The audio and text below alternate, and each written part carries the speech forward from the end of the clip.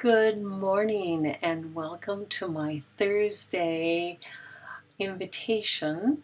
And today I'm calling it my invitation to what do I want to do when I grow up. So I'm exploring the different things to do with the last part of my life. And I was thinking about all these different things that I'm interested in, the work that different nonprofits are doing that I have become aware of, writing a book, doing some artwork, uh, living my multi-passionate, eclectic kind of life, and what's most important. Then I had a thought while I was walking with my son the other day, and I turned to him and I said, when do you think they're going to announce that we've come to the point of no return with global warming? And it's not a question of if, it's just a question of when. And my son said, well, it might have already happened. The next day on Facebook, he posts a reference to an article that said we're past the point of no return. And it talked about the permafrost and that is melting. And then the day after that, there came the announcement of the big break off of the ice shelf in the Antarctic. And what that means, I mean, that is a natural occurrence. It's been happening over the millennium. But this is different because now it's like a cork has been popped, and the thing that was holding back the glacial and the glacial melt is now, it's going to happen. It'll happen faster because there's nothing holding those glaciers back, no pressure. And so I got the thought, well, geez, maybe I should become involved with something that has to do with uh, turning around global warming. What can I do at a personal level? And how on earth can I figure this out? I've already made lots of changes in my life, hoping to use less energy, have less of a carbon footprint. And then another post from a friend came across, and it uh, outline the different things that people think of doing in order to reduce their carbon footprint. And what it turns out is that the biggest thing one can do is have fewer children. Then that brought me to remembering some books that I had read, and I said I would be reviewing books. Unfortunately, one of my favorite ones I thought I would review today, I can't find it. It's a story about people who are still living on the surface of the earth. There's been a major shift in climate. This was written somewhere, I believe, in the late 80s, might have been in the 70s. And it talks about the violent storms that are racking the earth, and that it's unhospitable up on top of the planet, and most people who are surviving have dug into the earth and they're living underground. Of course, that's an old idea. It's been in several movies, but this one was particularly poignant, I thought, and I cannot find that book.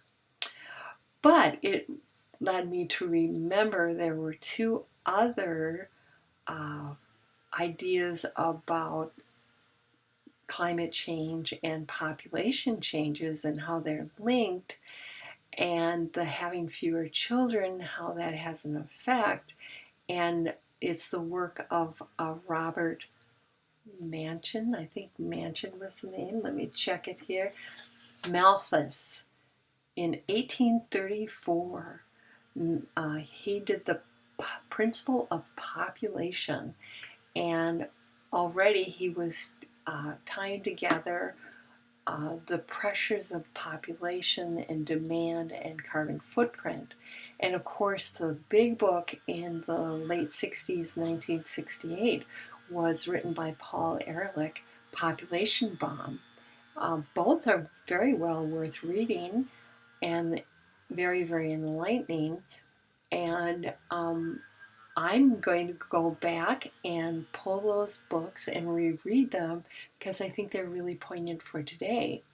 And over the next couple weeks, I've decided that I will investigate what I can do as an individual to affect climate change, because the reality is that what's going to affect the poorest of everyone is climate change, and all of us eventually will be affected by it.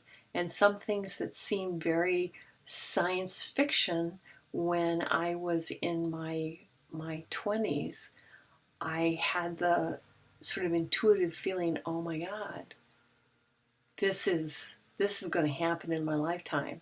And now in my 60s, I'm seeing these predictions come true.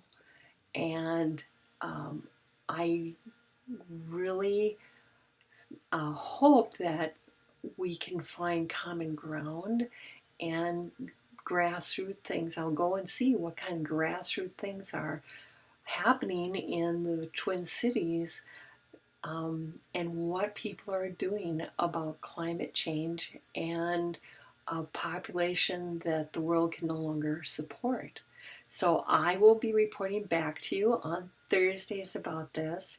I believe that next week, on Thursday, I will be reviewing Lab Girl by Hope Jarden, a researcher, and it's the plea to plant a tree, especially bur oak, plus a fabulous story about her life in science.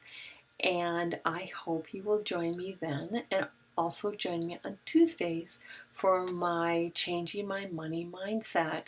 And I will begin to draw parallels between changing my mindset about money and changing my mindset about what can be done about climate change.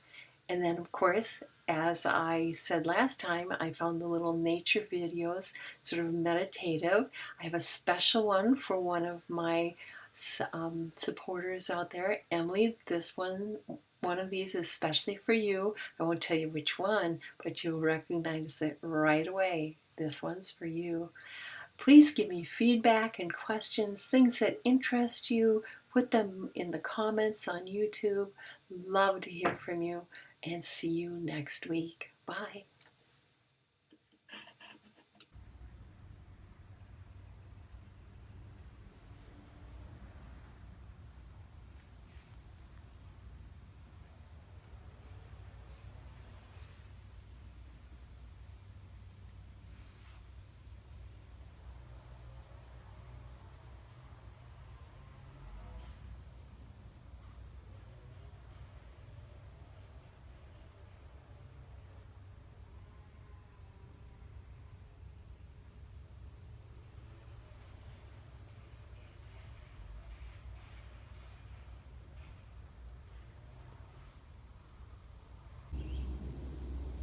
Here's a Japanese beetle. It's visiting my milkweed plant.